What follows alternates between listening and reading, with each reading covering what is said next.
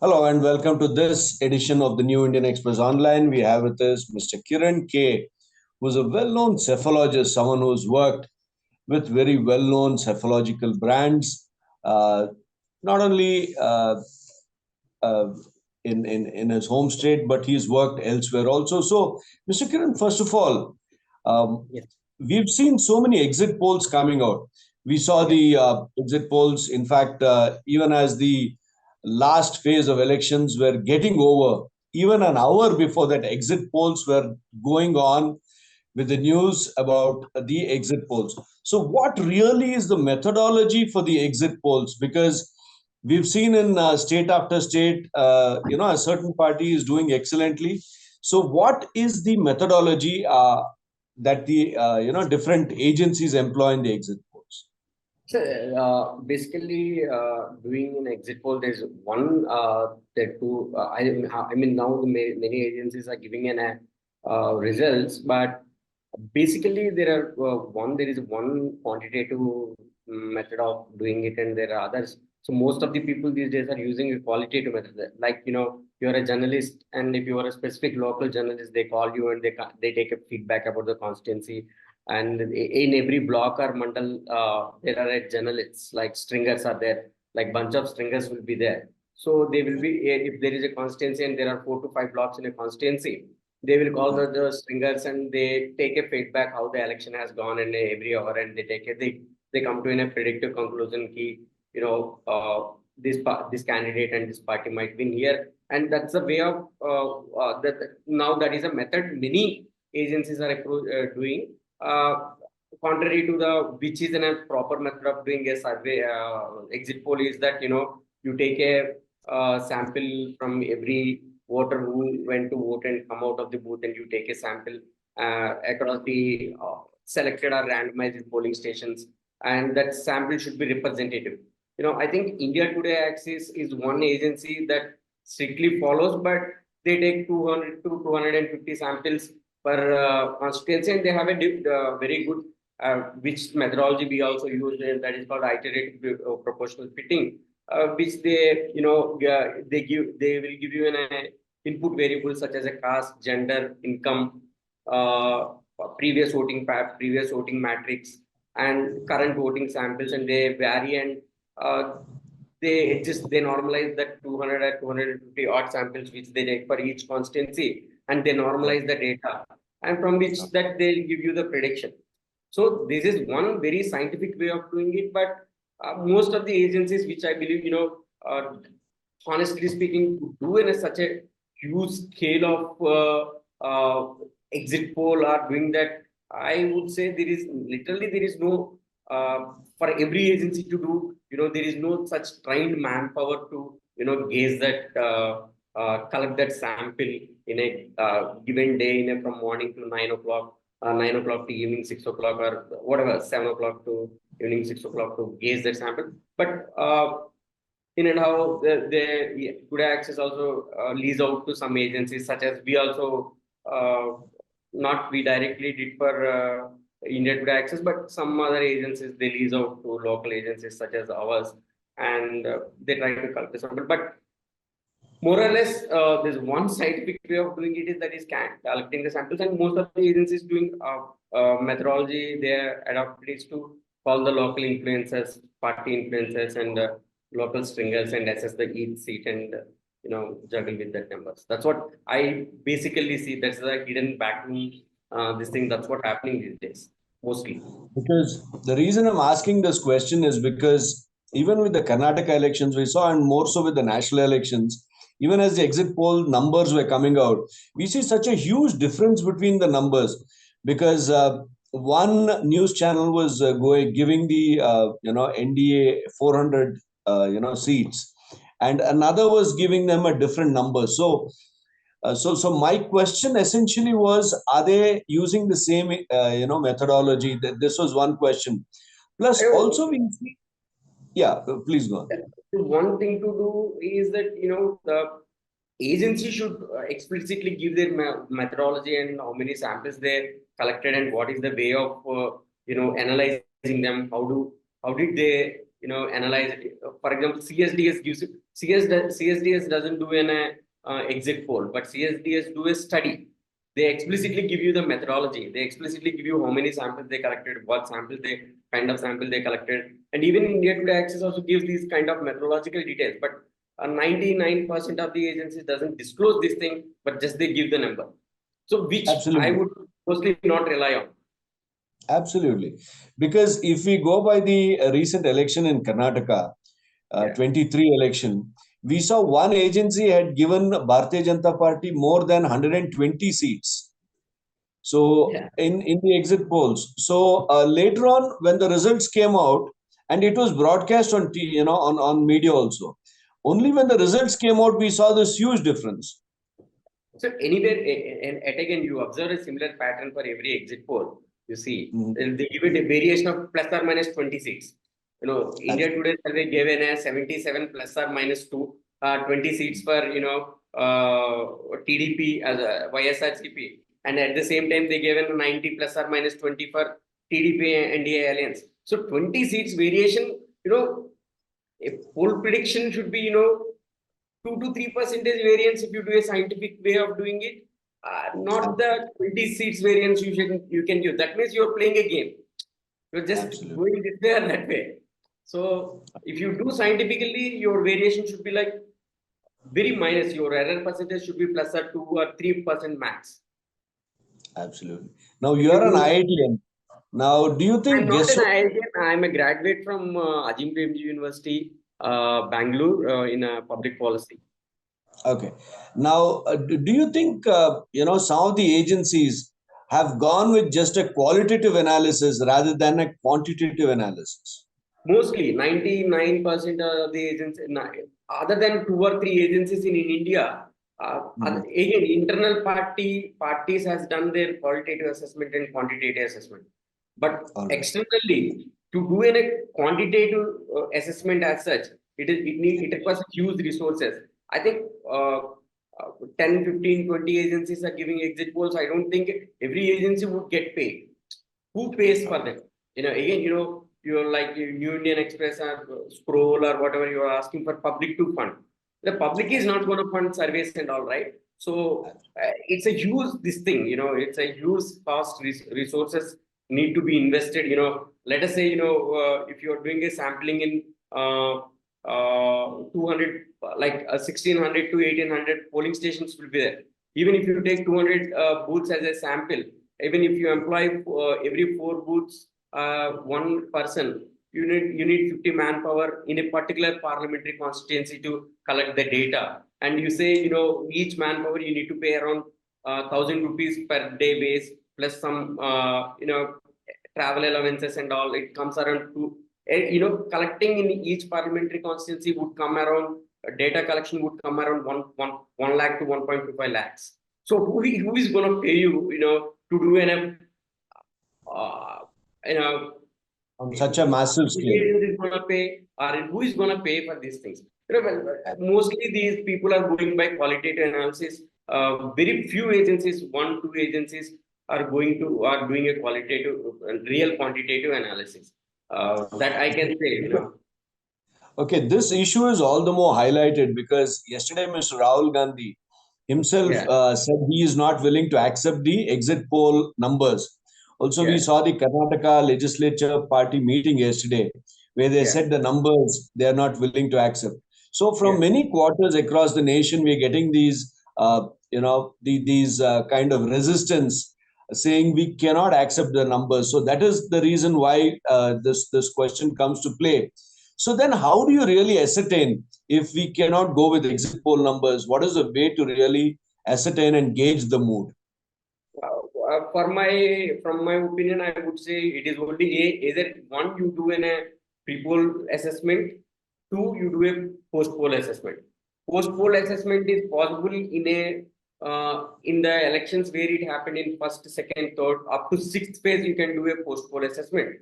For seventh phase, you can't do a post-poll assessment because the time gap between result and this thing is very less. And basically what you do is take a feedback from various quarters and you do somehow you try to predict based on the pre-poll assessment what you have done. So the correct way of gauging is either you do a pre-poll or you do a post-poll. Exit poll is something nearly impossible to do in a quantitative sense, which people try to project they are doing, but it is nearly impossible to do. Okay. Some sort of exit poll. If a real exit poll is nearly impossible to do. Okay. So now my other issue is, since you have been following these elections, do you think local issues dominated in this election? Because in 2014 and in 2019 we saw such a massive Modi factor, and so in this election, do you think the Modi factor was smaller, and do you think local issues took center stage over national issues? I see the again, I'm not there in North Andhra, I'm not there in but what feedback I got from North Andhra, my colleagues across the North Andhra and all is that they look at a national issue one and national issues one thing, and price rise and unemployment has certainly played a role. Okay. To some extent, they played a role, and in South India, especially if you see, there is a Hindutva played a major role. Okay. You would be surprised to see the Telangana results and the exponential growth of BJP per se. The regional party TRS is almost decimated here. You would see it is in the third position. The sudden increase in the, it might be single largest party. BJP, I am predicting BJP might be a single largest party. Maybe it might not translate into any seats per se, but the sentiment, that Hindutva sentiment, that Ram Temple sentiment has been visibly there in Telangana per se. And Tamil Nadu also, there is a little bit sentiment of this Hindutva, and Karnataka, in northern Karnataka and all that. But certainly in Karnataka, the welfare played a role at the same time. Okay. The women played a very crucial. See, mostly I'm from my data sources, whatever we have, little data what we have. I see the women are going to play a crucial role in deciding seats in Karnataka. Okay. Okay. Now, coming to especially Andhra Pradesh, there was not so much of a mood in favor of NDA, but post December, from the newspaper reports, what we're seeing is NDA has done well, especially the Telugu Desam Party and also the Janasena. So even the final numbers, the exit poll numbers that we're getting, it's the numbers are very encouraging for NDA from Andhra. So your quick comment on that. So I for past 6-7 months I am in Andhra and I'm moving around the thing. And see, there is I just want to remember 2019 election. What happened for Telugu Desam Party? Telugu Desam Party then purely went on arithmetic, which like caste coalitions, this, that, and they went by pure arithmetic and they failed. Even in 2018, in Telangana, Congress and other parties' alliances are purely based on arithmetic, which they failed. And this time, Jagan Mohan Reddy went purely on the very micro level arithmetic understanding.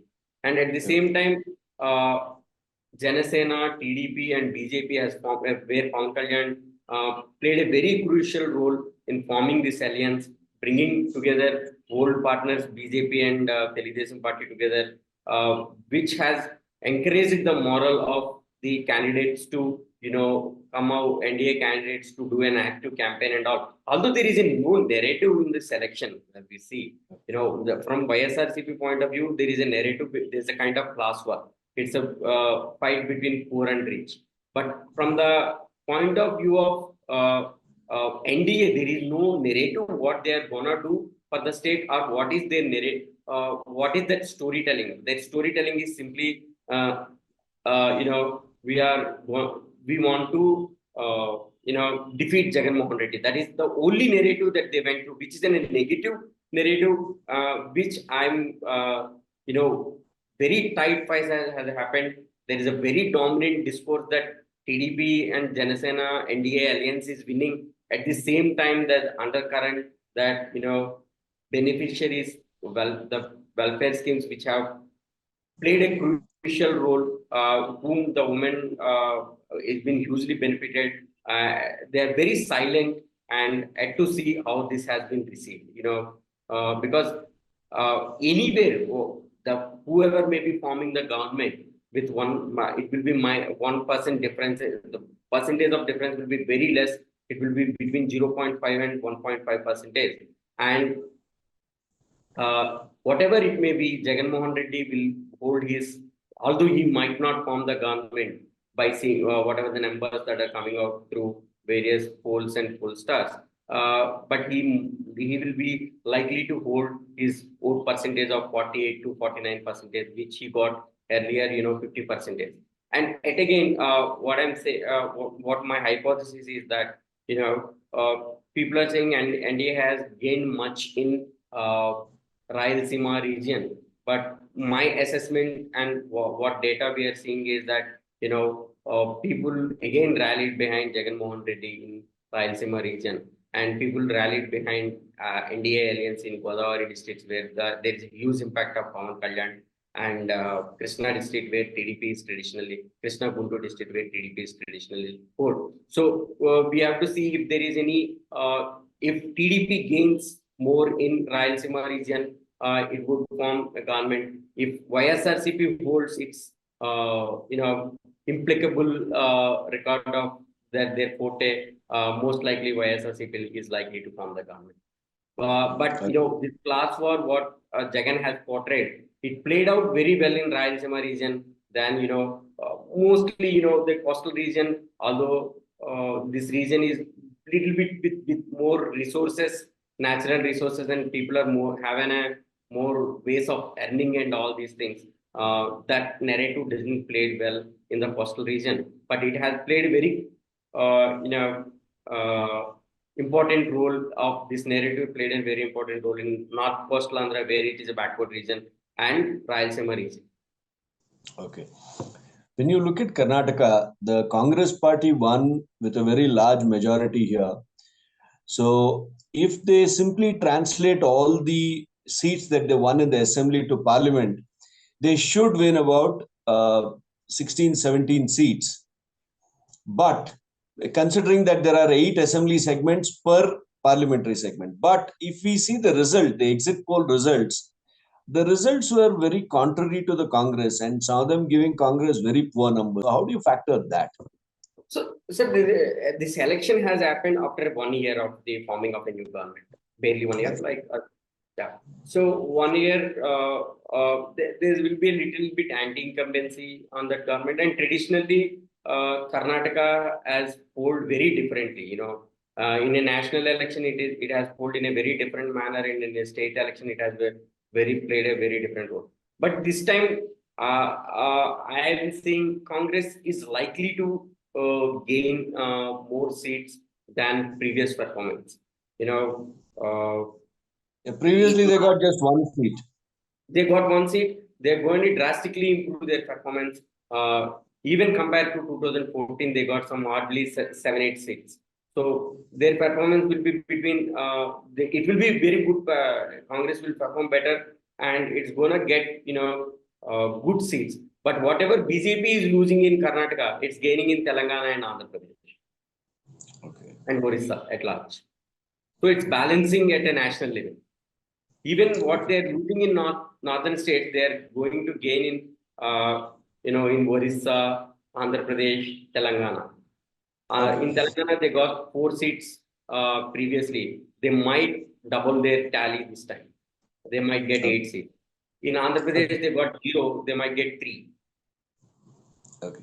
Quickly going by the exit poll numbers nationally, are they acceptable to you? Where do you see the NDA and the India Alliance? Finally, what numbers do you see?